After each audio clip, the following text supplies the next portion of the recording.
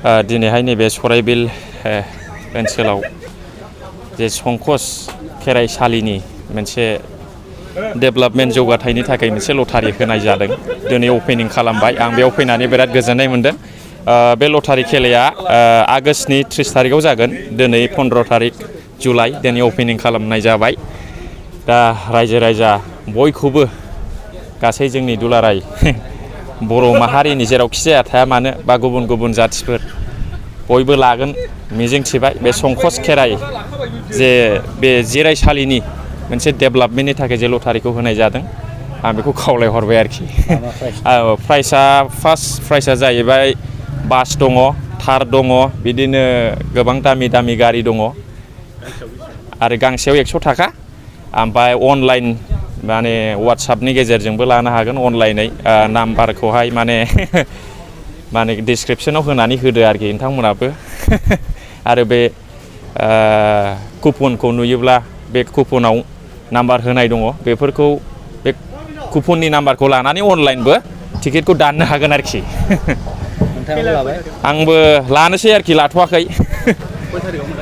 खेलाया 30 तारिख आगष्ट दिनै फानजेनबाय आरोखि 15 तारिख जुलाइ बे आरोखि। जारिमिनारि संकस खेराइसालिनि जौगाखां आफादा लाखि कुपन बा लटारि फाननाय दिनै बे अफिस मावखुलिखौ बेखेवदों।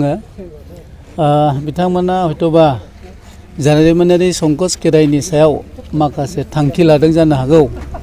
बे थांखिया जाहाथे बिथांमोननि साननाया जाफुङो आरो जों बयबो रायजो राजाफ्रा जाहाथे सहाय खालामो लटारिखौ लानानै बिथांमोननि थांखिखौ जाहाथे जाफुंहोयो।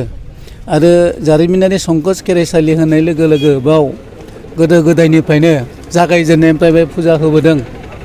बेनिखायनो आं बै फुजाफ्राबो मोजां जाथों, थानसालिफ्रा मोजां जाथों आरो बिथांमोना आरो नियारेस्ट बेयाव रायमना नेसनेल पार्क आरो बे रायमना नेसनेल पार्कआ बेहाय गोबां मानसि फैयो, बेरायफैयो देश बिदेशनि। आरो ओंखायनो बे जारिमिनारि संकस खेराइया जाहाथे जारिमिनारि हिसाबै माखासे मावखुलिफोर जाहाथे लुजायो, न'फोर मोजां जाहाथे लुयो, कमिउनिटि हल बा मोजां मोजां जिरायग्रा बा मोजां मोजां न' जाहाथे लुनानै बाव जाहाथे एसे समायना रमायना जायो।